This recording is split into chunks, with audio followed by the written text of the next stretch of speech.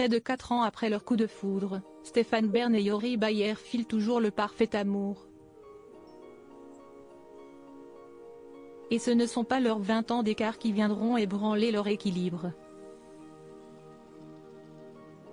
En interview, le créateur d'une application de rencontres gays s'est penché sur le sujet, révélant tout de même le petit détail qui les différencie aujourd'hui. En 2020, Stéphane Bern a fait la rencontre de sa vie. Cette année-là, il a croisé le chemin de Yori Bayer avec qui il a fini par quitter Paris pour s'installer à temps plein dans sa maison de campagne, un ancien collège royal et militaire, situé dans le Perche en Eure-et-Loir.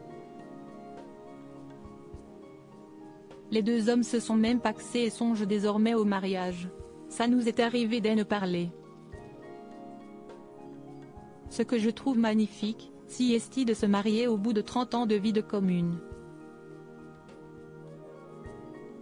Bon, on va plutôt dire 20 ans parce qu'il a déjà 60 ans, a confié le fondateur de Maison Matrimoniale, une application de rencontres gays, pour Gala. Car il faut en effet rappeler que Stéphane Bern et Yori Bayer ont 20 ans d'écart.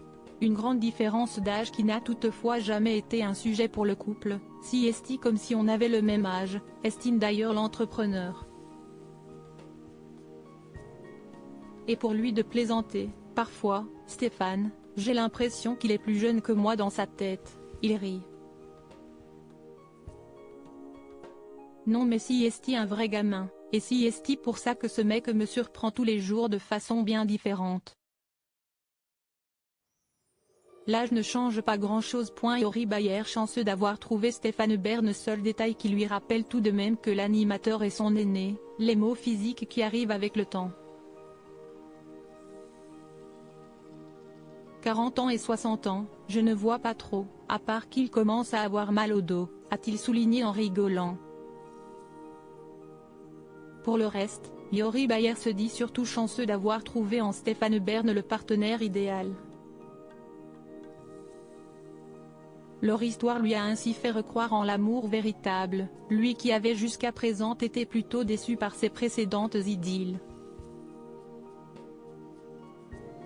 J'ai toujours trouvé ça mielleux et mièvre de dire que tout le monde a le droit à l'âme sœur, mais j'ai changé Davis, a-t-il avoué à nos confrères. Ce qu'il se souhaite pour l'avenir? Les plaisirs les plus simples.